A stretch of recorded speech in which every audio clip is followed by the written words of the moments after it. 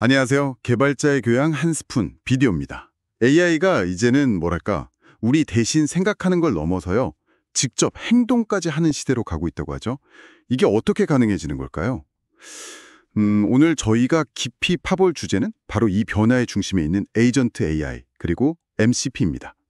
AI 발전의 정말 새로운 장을 함께 열어보시죠. 네, 안녕하세요. 생각해보면 그 GPT-3 같은 초기 모델들 있잖아요. 질문에는 답을 곧잘 했지만 예를 들어서 서울 날씨 알려주고 내일 일정 잡아서 메일로 보내줘. 이런 식의 여러 단계 작업은 잘 못했거든요. 그러니까 대화 흐름을 기억하거나 스스로 계획 세워서 실행하는 능력이 좀 부족했던 거죠. 맞아요. 그랬었죠.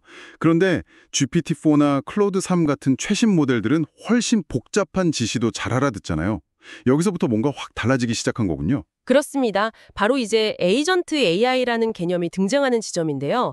에이전트 AI는 단순히 답변만 하는 게 아니라 목표를 딱 이해하고 그 목표 달성을 위해서 스스로 계획을 세우고 또 필요한 도구, 예를 들면 외부 앱이나 데이터 접근 같은 거요. 이런 걸 활용해서 실제로 행동하는 AI를 의미합니다.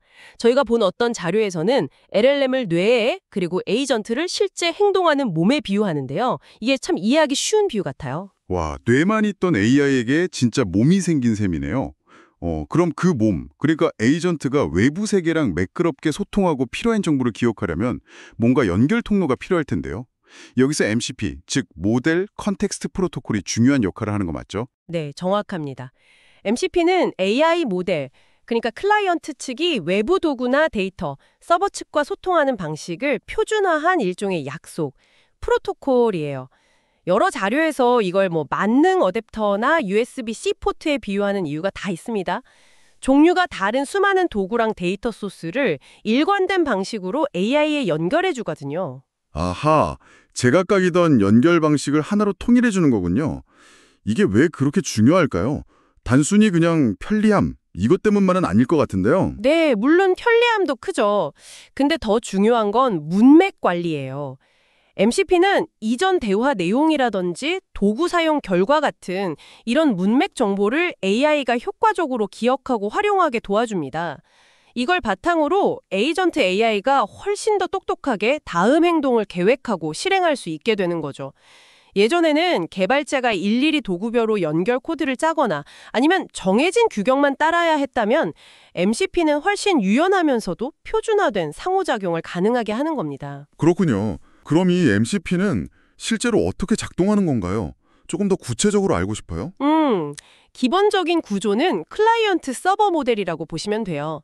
AI 애플리케이션 안에 있는 MCP 클라이언트가 MCP 서버에 접속해서 필요한 기능을 요청하는 방식이죠. 이 서버 뒤에는 이제 우리가 아는 API, 데이터베이스, 파일 같은 실제 도구나 데이터가 연결되어 있고요. MCP 서버가 제공하는 주요 기능은 크게 세 가지로 볼 수 있습니다.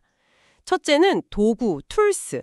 이건 AI가 사용할 수 있는 액션인데요. 예를 들어 특정 웹사이트 정보 가져오기 같은 거고요.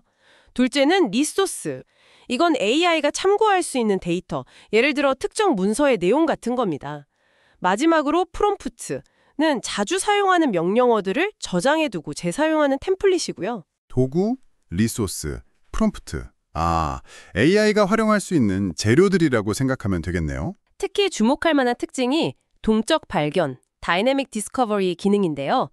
MCP 클라이언트는 실행 시점에 서버가 어떤 도구와 리소스를 제공하는지 동적으로 파악할 수 있어요. 그래서 서버 쪽 기능이 바뀌어도 클라이언트 코드를 크게 바꿀 필요 없이 유연하게 대응할 수 있다는 장점이 있습니다. 저희가 조사한 자료들에 따르면 이런 유연성 덕분에 개발자들이 로컬 환경에서도 쉽게 테스트하고 개발할 수 있다는 점도 상당히 매력적이라고 하더라고요. 확실히 개발 과정이 훨씬 수월해지겠네요. 정말 레고 블록처럼 필요한 기능을 가져다 그냥 붙이기만 하면 되니까요. 결국 이게 더 똑똑하고 자율적인 에이전트 AI를 만드는 아주 중요한 기반이 되는 거군요. 맞습니다. 이미 MCP 생태계는 정말 빠르게 확장되고 있어요. GitHub, 슬랙, 구글 드라이브 같은 익숙한 서비스 연동은 기본이고요. 데이터베이스 연결이나 수천 개의 앱을 자동화하는 JPL 연동, 웹사이트 정보 수집 도구 등 정말 다양한 MCP 서버들이 계속 나오고 있습니다. 네, 저도 봤어요. 클라우드 데스크톱 앱이나 커서 같은 코드 편집기, 또 자동화 도구들도 MCP를 지원하기 시작했고요.